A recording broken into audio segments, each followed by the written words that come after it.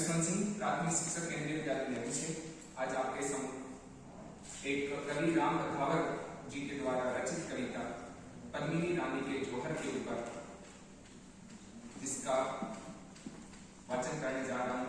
और कविता जहां से स्टार्ट होती है वो है जब खिलजी धोखे से राणा रतन सिंह को कैद कर लिया था, उसके बाद गोरा बादल ने वहां जाके जब छुड़वाया था अपने राजा को, कविता वहां से स्टार्ट हुई। रतन सिंह आजाद हुए तो खिलजी खिसियाया था, घर में ही मिली पराजय के कारण वो चिल्लाया। मेवाड़ दरा के कुछ सैनिक पिंजरे को तोड़ गए थे और मुगलों की आंखों को लज्जित छोड़ गए। गोरा बादल चाचा भतीजे लाखों पर भारी थे और युद्ध कला के करतब उनके सचमुच तलवारी।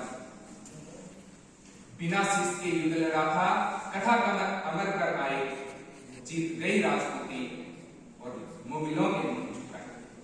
जीत गई राजपूती और मुगलों के मुंह झुकाए। तो इधर नगाड़े बजे और उधर दिल्ली में मातम छाया, तो अहंकारी खिलजी खुद ही खुद ने चिल्लाया और बोला सेना से, मुस्तंडो जाओ और मर जाना, अपने ये बेहुदे चेहरे मुझको अब नहीं दिखाना। दिल्ली जैसे बड़े दुर्ग की रक्षा ना कर पाई, चंद सैनिकों के हाथों घर में ही उनकी खाई। उसने मुझे ललकारा है, मैं उसको ललकारूंगा, घर में घुसकर मारा है, घर में घुसकर मारूंगा।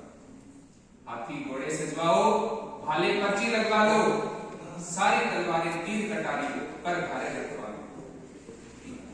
कुछ करो चित्तौड़ दुर्ग की घेराबंदी कर दो, जो आंखें देखे पद्मिनी को वो आंखें अंधी कर दो। बूढ़े बच्चे विधवाओं पर रहम नहीं तुम खाना, वीरों से ना जीत सको तो झुक कर तीर चलाना। तो खिलजी अपनी सेना लेकर पहुंचा उस माटी में, बलिदानी धरती के ऊपर मेवाड़ी घाटी में। एक मुस्त सेना को रोका और जोरों से चिल्लाया, एक मुस्त सेना को रोका और जोरों से चिल्लाया,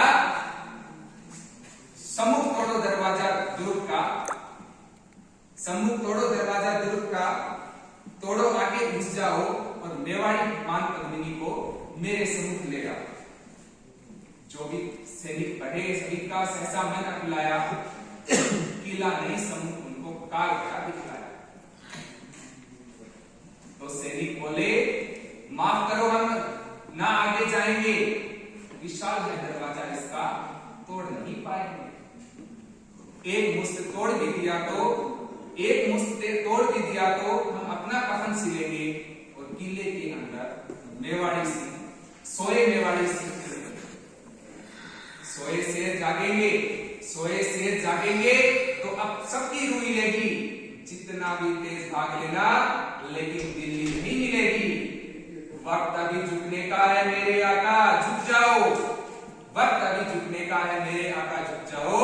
सबकी पैर चाहते हो तो बाहर ही रुक जाओ। चित्तौड़ दुर्ग दुर्गों का राजा अंबर सी ऊंचाई, चित्तौड़ दुर्ग दुर्गों का राजा अंबर सी ऊंचाई, पैदल घूमो तो उम्र बीत जाए इतनी थी लंबाई। लंबाई से भी विशाल थी रावल की प्रभुताई, और प्रभुताई से बहुत कठिन थी पद्मिनी की ठकुराई। ठकुराई के आगे खिलजी दिवस दिखाई पड़ता, ठकुराई के आगे खिलजी दिवस दिखाई पड़ता, और किले भेदने वाली वो नित्य नीतियां करता। परंतु किले की उस दृढ़ता का, परंतु किले की उस दृढ़ता का वाह क्या कहना। 8 महीने तक रेत छानती रही खिलजियां सेना, 8 महीने तक रेत छानती रही खिलजियां सेना। दीवार दुर्ग की धड़क रही थी जंगल के दंगल में, और दुष्ट दारुण दुख पाते मेवाड़ी मंगल में। जिधर देखते थे बस रेत दिखाई पड़ता, सम्मुख किला किले सम्मुख रणखेत दिखाई पड़ता। सुनो सहस्त्रों शंकर का सम्मान किले के ऊपर, और एकलिंग महादेव का वरदान किले के ऊपर। किला किलेश्वर क्या कमाल था, कुशल कमाल वही था। किला किला था, किला सिर्फ किले का नाम नहीं था। गुप्तचरों ने देखा और राणा रावण से बोले, पहले सांस थामी और फिर धीरे से बोले, हुक्म, किले के ऊपर काले द्वारे तक चढ़ाए हैं। खिलजी की सेना थोड़ी दूर है किले से। उस दिन ये खबर उतरी नहीं थी रतन सिंह के गले। थे महान बलवान किंतु मन में मची खलबली थी। उस दिन राणा को गोरा बादल की कमी थी। कुछ लोग कहते हैं कि वो तब लड़ने आए थे जब उनके पास खाना पानी बंद हो गया था। अरे जरा इतिहास को देखो, बिना राजा के एक सेना दिल्ली में जाकर मुगलों के घर से, उनके पिंजरे से राजा को छुड़वा कर ले आई थी। तो क्या वो अपने किले के बाहर जो दुश्मन खड़े थे उनसे डर रहे थे? ऐसा कदापि नहीं था। ऐसा नहीं कि शेर अपना कमकना छोड़ गए थे। ऐसा नहीं कि वो लड़ मरने का जो सपना था वो तोड़ गए थे। ऐसा नहीं कि शेर मान में छुपकर बैठ गए थे। ऐसा नहीं कि शत्रु सेना से छुपकर बैठ गए। ऐसा नहीं कि राजपूताने में रणवीर नहीं थे। ऐसा नहीं कि राणा के तरकस में तीर नहीं थे। ऐसा नहीं कि उनकी तलवारों पर धार नहीं थी। ऐसा नहीं कि मेवाड़ी मिट्टी खुददार नहीं थी। बस एक यही डर था जो उनको टोक रहा था, मानवता का रक्त बहेगा। बस यही डर उनको टोक रहा था। पर्वत और युद्ध के किस्से और वेश्या का मुख, तीनों ही समुचित दूरी पे देते सुंदर सुख। कथा युद्ध की सुनने में रमदीक लगा करती है, पर समर्थन शोणित की भाग भाग करती है। बच्चे अनाथ होते हैं, बहुएं विधवा होती हैं, तभी जाके युद्ध की असली सूरत मित्र नजर आती है। तभी जाके युद्ध की असली सूरत मित्र नजर आती है। तो यही सोचते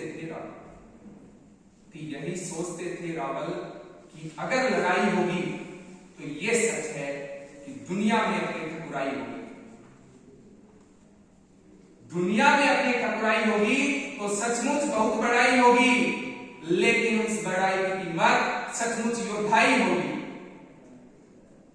खिलजी की सेना में जितने थे लड़ने वाले, उनमें से ज्यादा करते भारत के रहने वाले। भारत के लड़ने वालों से हरगिज नहीं लड़ेंगे। जितना युद्ध ले टालेंगे पश्चात लड़ेंगे। सभा बुलवाई गई, सभी मंत्री बुलवाए गए। सच्चे महारथी को योद्धा भी दरबार में आए। कोई कहे कि राणा शत्रु सम्मुख है, देर ना करना, पड़ोसी राजाओं के लिए देर ना करना। सच्चा शूरवीर वही जो मारे या मरता है।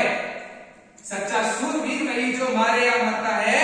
कितने विश्वान सिंह गिरे, लेकिन सिंह नहीं डरता है। मृत्यु वो नहीं जो अपने संग हमको ले जाए। मृत्यु वो नहीं जो तन से प्राण अलग कर जाए। मृत्यु वो नहीं जो भय का कोई उन्माद उठाए। मृत्यु वो नहीं जो जीवन जीने में आड़ेगा। मृत्यु तभी जब कहीं हमारा स्वाभिमान मर जाए। मृत्यु तभी जब हम कभी विपरीत परिस्थितियों से डर जाए।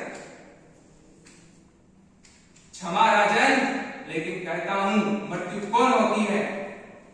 शत्रु अगर ललकारे तो फिर मौन मृत्यु।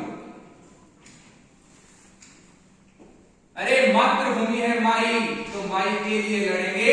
जिसमें खेले हैं उसकी अनुनाई के लिए लड़ेंगे। सत्य सनातनता की प्रभुताई के लिए लड़ेंगे और अटल राष्ट्र भारत की ऊंचाई के लिए लड़ेंगे। अरे किसी और के लिए नहीं, भाई के लिए लड़ेंगे और विश्व में भरत वंश की ठकुराई के लिए लड़ेंगे। फाटक खुले, किले से लावा फूट पड़ा था और खिलजी की सेना के ऊपर भूखे सिंहों सा टूट पड़ा था। पदचापों से उड़ती धूल धरती को गगन बनाती।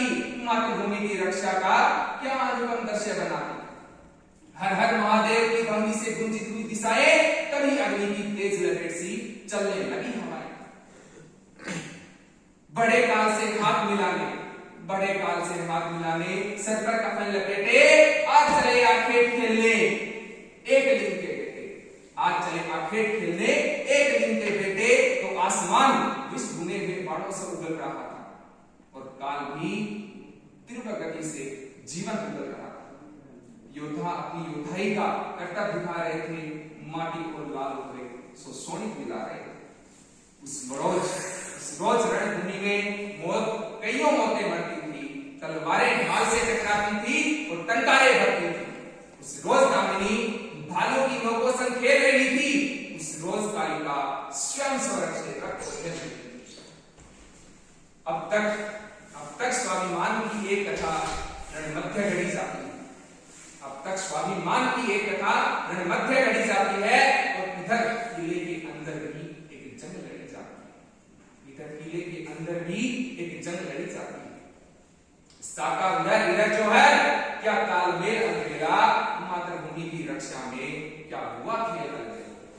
स्नान ध्यान के पश्चात जब हाथ एक लीन के जोड़े, लगे हुमायूं जब माले पहने लाल रंग के जोड़ो। लाल रंग के जोड़ो संग सारे श्रृंगार किए थे और सारे श्रृंगार मात ने अंतिम बार किए थे। सोचो जब आपको पता हो कि अभी मरना है और आप अंतिम बार श्रृंगार कर रहे हो। पहला श्रृंगार आंख में जब काजल की धार लगाई, अश्रु झलक ना पड़े तो लक्ष्मण रेखा बन पाई। दूजा श्रृंगार भाल कर मां ने जब बिंदी को